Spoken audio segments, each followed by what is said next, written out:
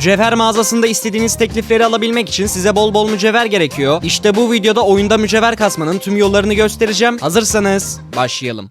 En basit yollardan başlayarak çoğunuzun bilmediği gizli yollara doğru ilerleyelim. Oyunda size en çok mücevheri star hediyeleri veriyor. Siz her star hediyesi açtığınızda 100-200 gibi küçük miktarlar çıktığını görebilirsiniz. Fakat eğer 30 gün boyunca full star hediyesi kasıp açarsanız bu sayı birike birike bayağı artıyor. Eğer mümkün olduğunca fazla mücevher kasmak istiyorsanız açabildiğiniz kadar star hediyesi açmanız oldukça önemli. Star hediyelerini kasmanın birden çok yolu var. Fakat en önemli olarak günlük 6 zaferinizi her gün yapmalısınız. Ayrıca bir başka iyi yol ise mega kumbarayı kasmak. Çoğu kulüp kumbarayı fulllemeyi bıraktı. Ancak eğer kumbarayı fullliyorsanız buradan da iyi miktarda mücevher kasabilirsiniz. Tabi mücevher kasmanın tek yolu star hediyeleri değil. Bunlara benzer olarak etkinlik kutularından da büyük miktarda kasabiliyorsunuz. Örneğin şu an Star Nova hediyeleri var ve bunlardan bayağı mücevher çıkabiliyor. Kutuları anladığımıza göre isterseniz farklı yollara bakalım. Aslında mücevher mağazasından da mücevher kasabiliyorsunuz. Her 2 günde bir buradaki teklifler yenileniyor ve her bir teklife tıkladığınızda bedava 5 mücevher kazanabiliyorsunuz. Bu başta önemsiz bir miktar gibi görünebilir fakat bunu bir sene boyunca yaparsanız yaklaşık 4000 mücevher alabiliyorsunuz ve zaten ücretsiz tekliflerinde olduğunu göz önünde bulundurursak bunları kaçırmamak için hep tıklamanız gerekiyor. Mücevher kasmanın bir başka yolu da kupa yolundan. Mesela bir teklifi almak için 100-200 falan mücevher gerekiyorsa bu miktarı kupa yolunda biraz kupa kasarak kapatabilirsiniz. Kupa yolu demişken savaşçıların kendi kupa yolu üzerinden de mücevher kazanabiliyorsunuz. Her bir savaşçıyı 750 kupaya getirdiğinizde normalde o karakterin bir kostümünü kazanıyorsunuz. Fakat eğer o kostüm sizde varsa onun yerine 1000 mücevher veriyor. Oyunda 102 savaşçı olduğunu düşünürsek her birini 750 yaparsanız 102.000 mücevher buradan kazanabiliyorsunuz. Ek olarak günlük hediyelerinizi de kontrol etmenizi öneriyorum. Bazen buradan da ufak tefek mücevher verebiliyor. Az önce size kutulardan bahsetmiştim. Fakat bunlardan mücevher çıkması biraz nadirdi. Onun yerine mücevher çıkması garantili bir kutu var. O da elbette kupa kutuları. Eskiden bu kutuları sezon kupalarımızla açabiliyorduk. Ancak sistem değiştiğinden beri alabilmemizin tek yolu topluluk etkinlikleri oldu. Supercell sık sık topluluk etkinlikleri getiriyor ve çoğunluğunda da ödül olarak kupa kutuları verebiliyorlar. Ama eğer para yatıran bir oyuncuysanız her sezon Brawl Pass'ten de iyi miktarda mücevher kazanabiliyorsunuz. Yakın zamanda da mega görevlere mücevher veren bir görev getirdiler ve bunu yaparak da her sezon ek mücevher kazanabiliyorsunuz. PES demişken elbette Pro PES'i de unutmayalım. Bu 4 ayda bir yenileniyor fakat içindeki aşamalı star hediyeleri gerçekten iyi miktarda mücevher verebiliyor. Aşamalı oynayarak bu PES'te ilerleyebiliyorsunuz. Eğer PES alan biriyseniz de satın alımdan önce kod yerine Okan yazarak kanalıma destek olabilirsiniz. Son olarak çoğu kişinin unuttuğu ancak avantajınıza kullanırsanız büyük miktarda mücevher kasabileceğiniz yollara bakalım. Bunlardan en büyüğü anahtarlar. Her sezon beleş olarak bir tane kaynak anahtarı alıyorsunuz. Kaynak anahtarıyla da bu 3 ödülden birini seçip açabiliyorsunuz. Eskiden mücevher almanızı önermezdim. Ancak mücevher mağazasının gelmesiyle beraber artık bu 5000 mücevheri almayı kesinlikle düşünebilirsiniz. Ara sıra gelen mücadelelerde kasmanın iyi bir yolu olabilir. Genelde ödüllere hep mücevher koyuyorlar. Son yolda elmasla mücevher almak. Eğer mücevher mağazasına bakarsanız bazen elmas karşılığı da satıldığını görebilirsiniz. Ancak ben bu teklifleri çoğu zaman önermiyorum. Onun yerine video boyu saydığım tüm yolları uygulayarak aylık çok iyi miktarda mücevher kazanabilirsiniz. İşte mücevher kasmanın tüm yolları bunlardı. Fakat kastığınız mücevherleri en mantıklı nasıl harcayabileceğinizi öğrenmek isterseniz de şu anda ekrandaki videoya tıklayarak mücevher mağazasındaki en iyi teklifleri gösterdiğim videomu izleyebilirsiniz. Görüşmek üzere.